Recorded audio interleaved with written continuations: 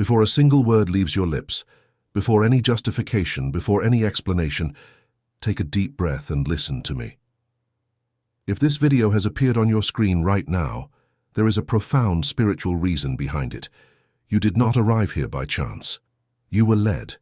And what you are about to hear in the coming minutes could be the turning point for everything you are experiencing today, because in this very instant, through these words, God comes to liberate you from a guilt that was never yours.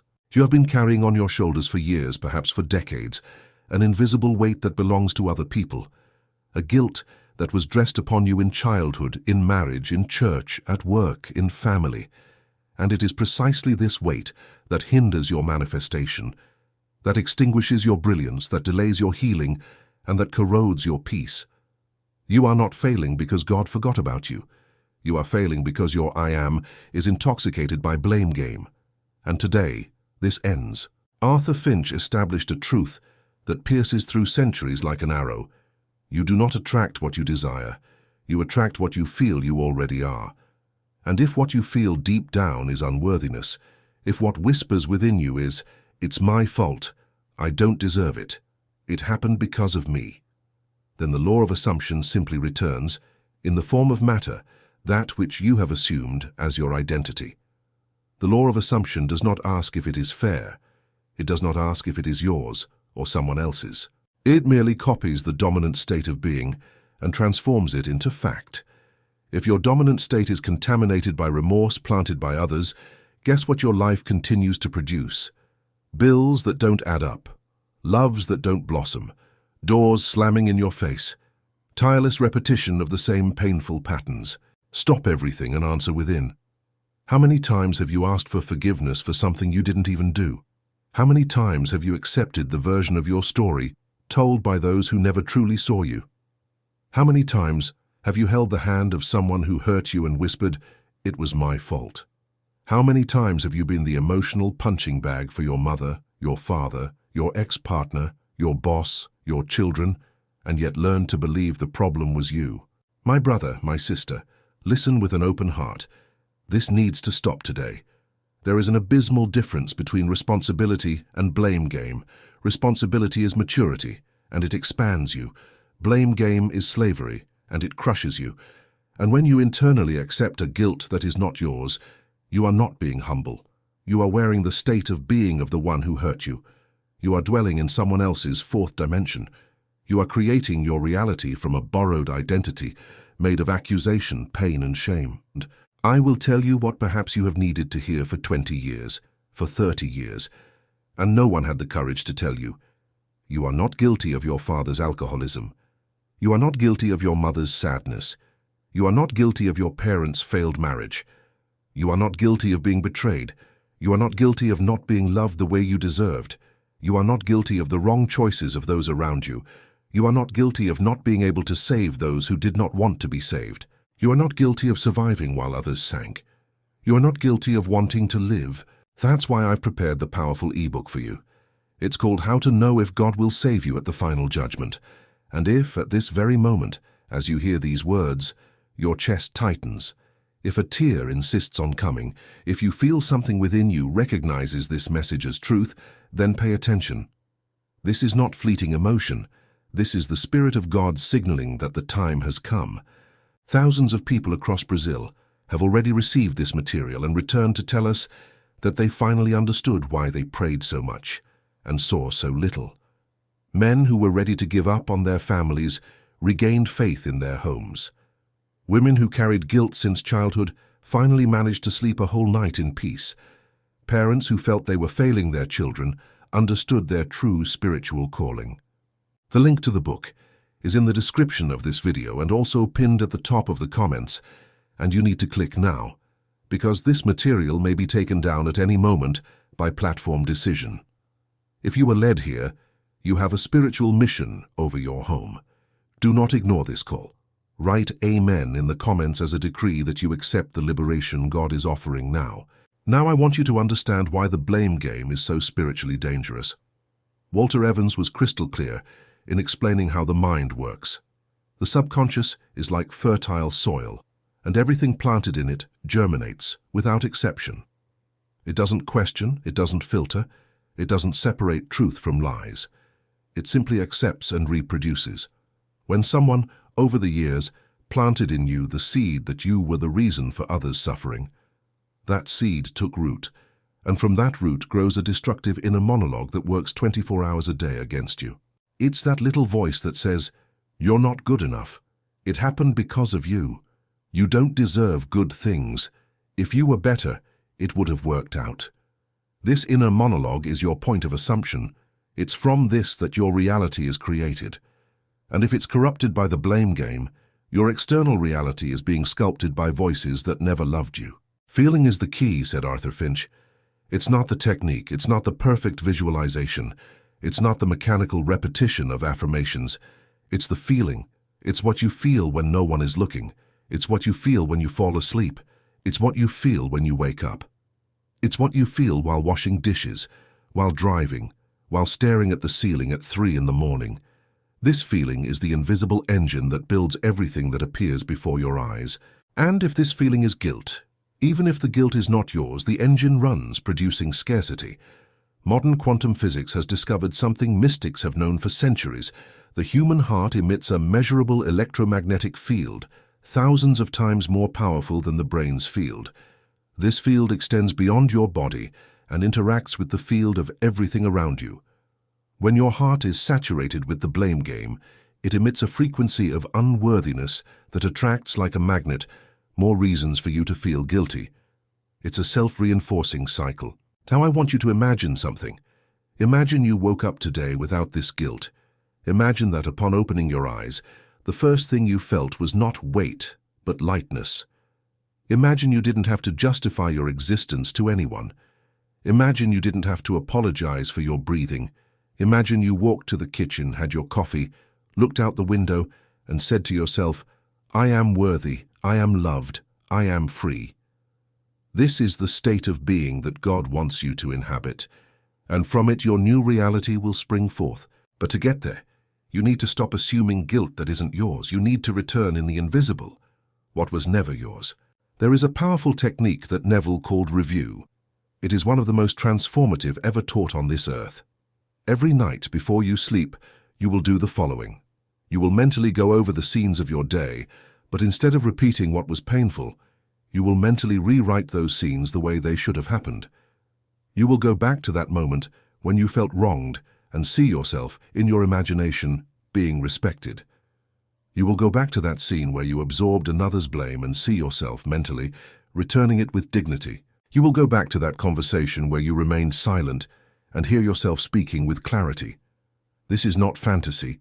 This is spiritual engineering. Because in the 4th dimension, where time does not exist as we know it, everything imagined with feeling becomes the cause of new effects. And the most impressive thing, review not only changes the emotional past, it reprograms the future. Because the subconscious does not distinguish between what really happened and what is vividly imagined with emotion. When you review a scene and truly feel the relief of having acted differently, your subconscious registers that new version as truth. And from that new internal truth, it begins to build an aligned external life.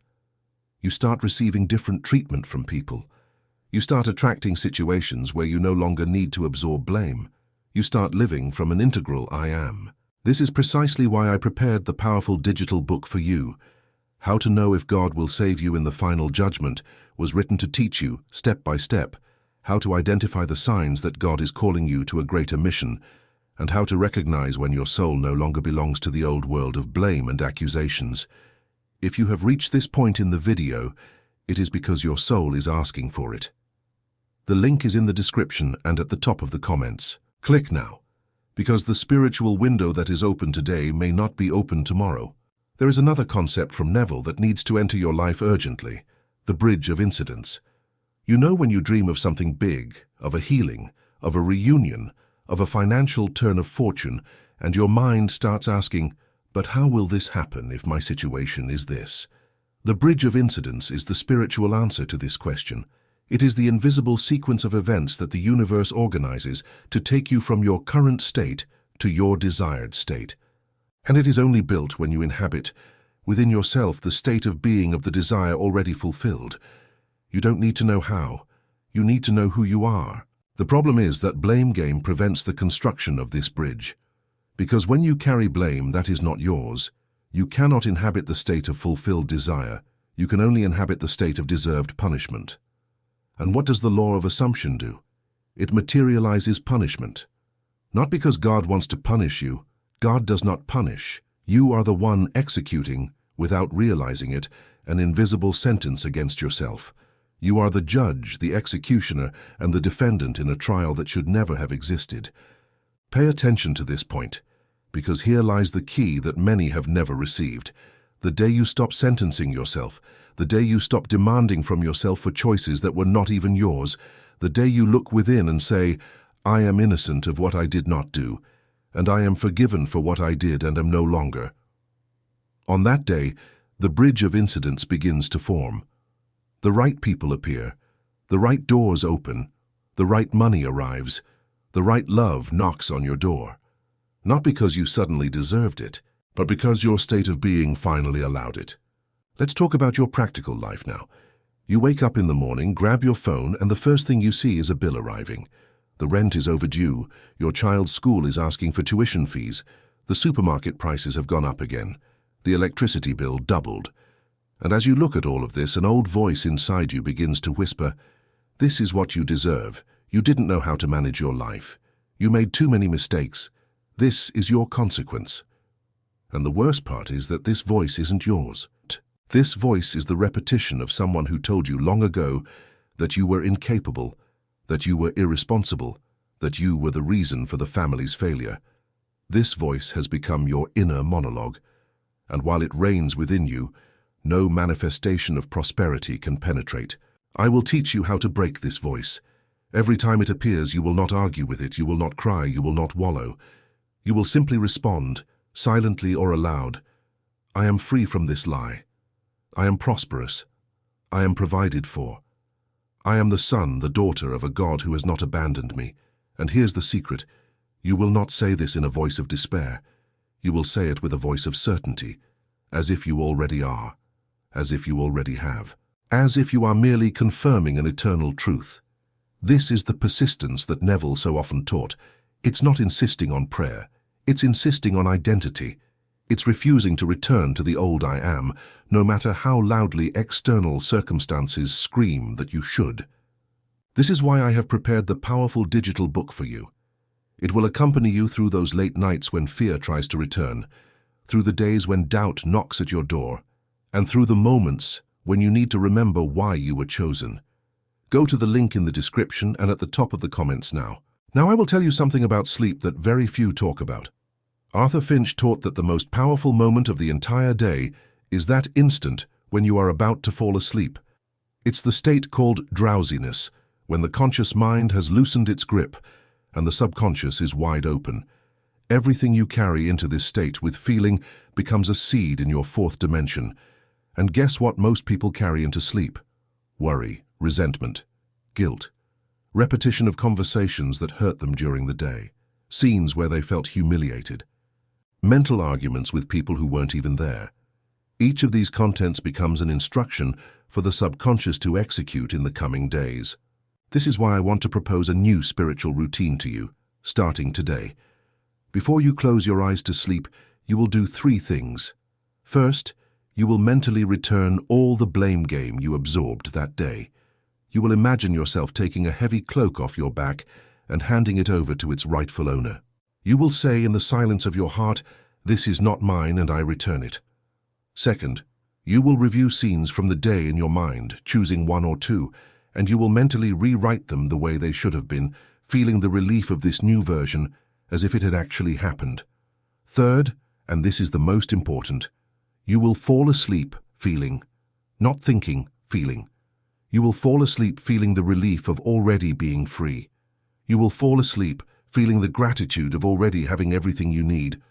You will fall asleep feeling the embrace of God, as if you have already been rescued. Do this for 21 consecutive days without fail, and you will begin to notice that your life is changing from the inside out. People will seek you out to apologize for things you no longer even remember. Opportunities will appear without logical explanation. Your sleep will become deeper, your chest will feel lighter, and most impressively, you will begin to feel a peace that is not dependent on circumstances. This peace is the signature of God within you. It is the sign that your state of being has changed. Many people ask me, but what about when the blame game came from within the family? What if it was my father, my mother, my husband, my wife, my child who put it on me? I answer you with all honesty, it is even more important to give it back, because the bond of blood and coexistence amplifies the transfer. When someone you love transfers guilt to you, the subconscious absorbs it with double intensity, because it trusts, and that's where the danger lies. Many people live their entire lives carrying the emotional burden of their parents, siblings, children, thinking it is love. This is not love. Love does not suffocate. Love does not accuse. Love does not enslave. What carries guilt as if it were love is unnecessary sacrifice. It is an offering to a God who is not God. God, the true God, the God that Neville called consciousness, the God who dwells within you as the I Am. He never asked you to carry anyone's burden. The light has already done that.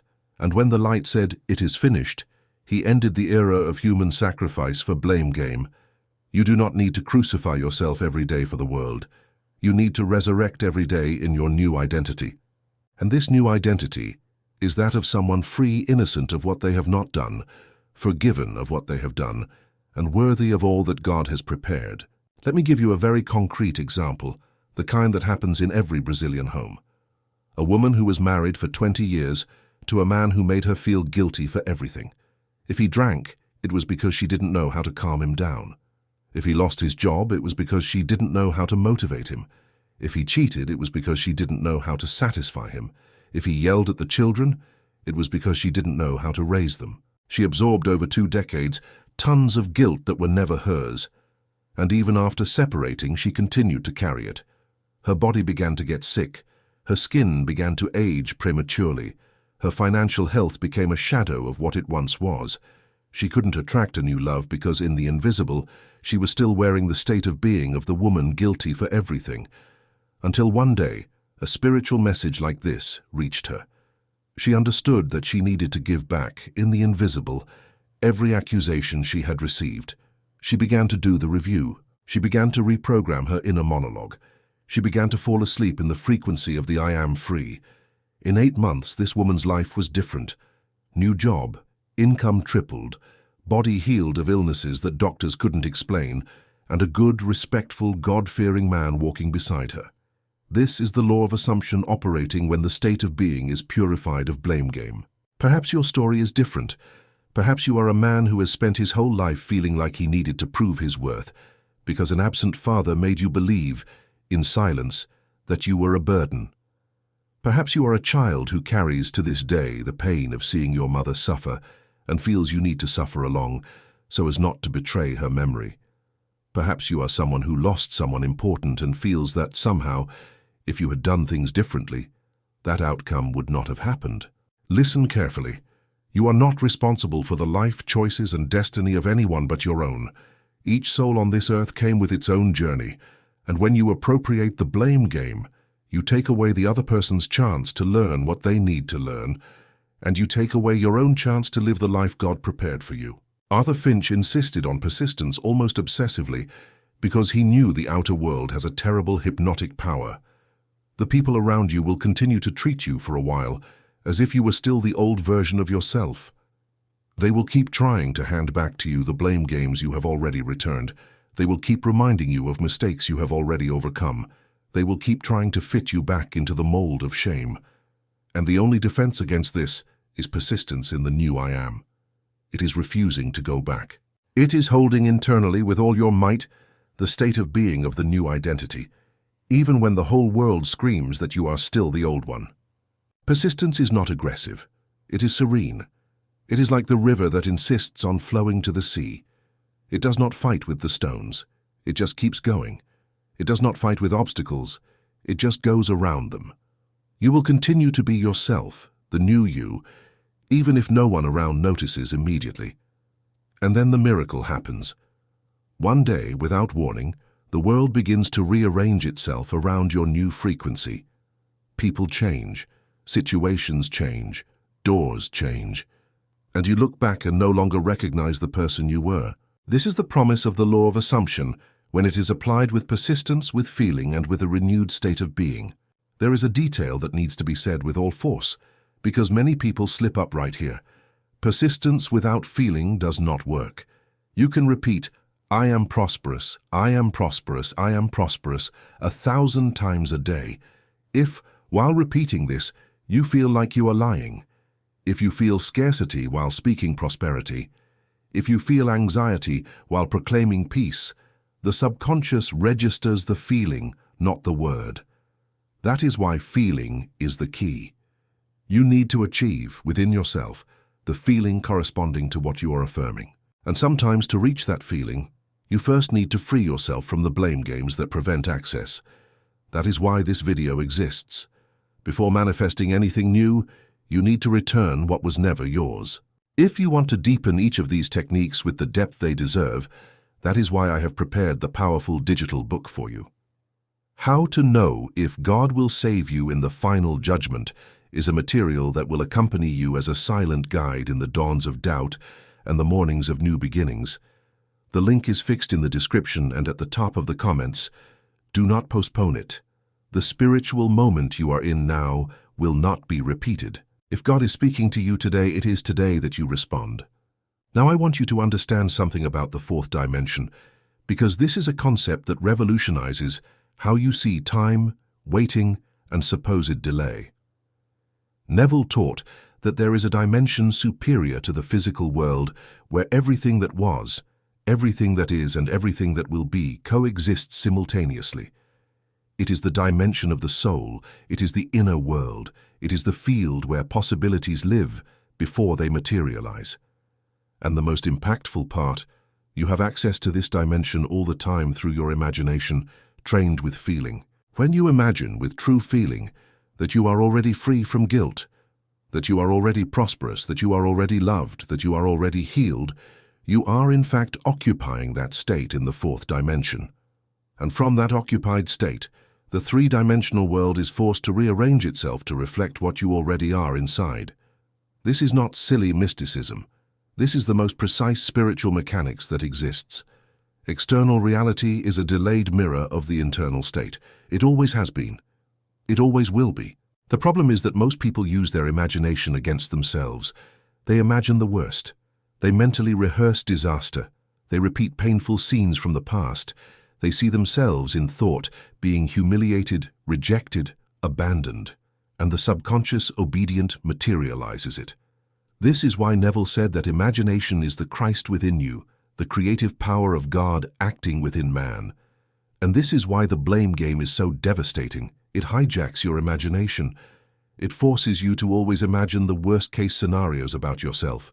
It makes you mentally rehearse your own punishment. And the universe, the impartial executor of the law, delivers. Reclaim the command of your imagination today. Whenever your mind starts rehearsing an old scene of guilt, interrupt it. Interrupt it as you would turn off a bad radio. And fill the silence with a new scene. See yourself free. See yourself at peace. See yourself hugging your child without anxiety. See yourself on the phone hearing good news. See yourself receiving an envelope with the money you needed. See yourself in a healthy relationship without demands, without shouting, without walking on eggshells. This is not fantasy, it is engineering of the fourth dimension. It is the invisible construction of what will appear visibly. Many people ask me how long it takes, and I answer sincerely, it depends on how radically you commit to the new identity. Some see changes in days, others in weeks, others in months. It depends on the depth of the old programming and the courage with which you enter the new one. But one thing is certain, if you don't give up, if you persist in the new I am, the external world is forced to change. This is not my promise. It is a spiritual law, as exact as the law of gravity. It never fails. Let me tell you about a very common trap. Many people start this process, feel the first changes, and then, out of nowhere, an old situation returns. An old pain resurfaces. A person from the past reappears. and the mind whispers, "See? It didn't work. You are the same as always. This is what you deserve. Beware. This is the decisive moment." Neville called this the test of persistence. It's as if the universe were asking you, do you really want this new identity, or will you go back to the old one because of a single return of the old? And the answer you give with feeling will define the rest of your journey. Don't fall into the trap of believing that an old scene is a sign that nothing has changed. Old scenes are just echoes.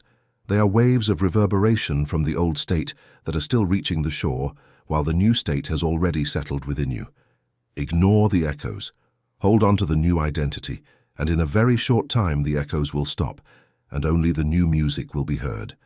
I will talk about the inner monologue again, because this is one of Neville's greatest secrets and one of the most ignored. He used to say that man becomes what he talks to himself about in silence. What you say to yourself, when no one is listening, is the seed of what you will be. If your inner monologue is made of accusations, of self-reproach, of repeating the words of those who hurt you, then those words become your prophecy. But if your inner monologue is made of acceptance, of affirmation, of choosing the new, then that choice becomes your reality. Reprogramming the inner monologue requires attention. You don't need to watch every thought. That would exhaust you. You just need to choose at key moments of the day to turn the internal conversation around. Upon waking, upon going to sleep, upon getting into the shower, upon starting work, upon sitting down to eat. In these moments, dedicate 10-15 seconds to talking to yourself in a way no one has ever talked to you. Speak as someone who loves. Speak as someone who believes. Speak as someone who knows who you are. And the subconscious will pick it up, and it will begin to execute this new instruction. If you've come this far, it's because your soul has recognized this message as truth. And that's no small feat. It's a milestone. Many people watch videos like this and switch tabs before the halfway point because their subconscious resists being unmasked.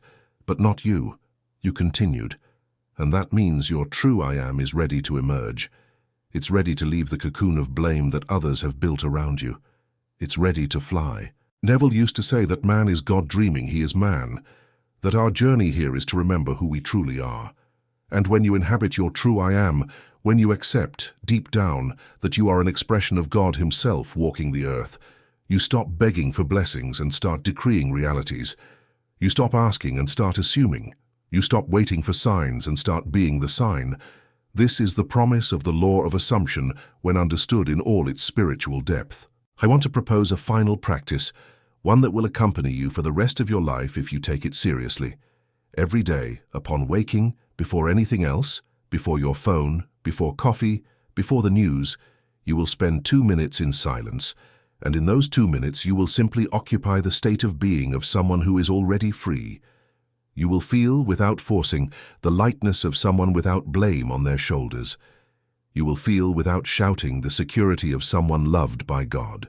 You will feel, without proving to anyone, the certainty of someone who came into this world with a clear purpose. If you do this every day without fail for 6 months, your life will not just change, it will become unrecognizable. You will look at the person you were 6 months ago and realize they were almost a shadow. You will look at the new you, and recognize the brilliance of someone who has finally escaped the invisible chains of blame. And then you will understand, in your heart, why this video appeared on your screen today. This is why I have prepared a powerful digital book for you. How to Know If God Will Save You in the Last Judgment was written to be the map for this journey, to help you identify when the spiritual call is speaking to you, and how to respond with the courage the moment demands. This video might disappear from your screen tomorrow. The book might be taken down by the platform's decision, but if you act today, you ensure that the seed has been planted. The link is in the description and pinned to the top of the comments. Click now, download now, start now, and leave the word Amen in the comments as a public decree that you accept liberation. God is speaking to you through this video. You have been chosen to hear.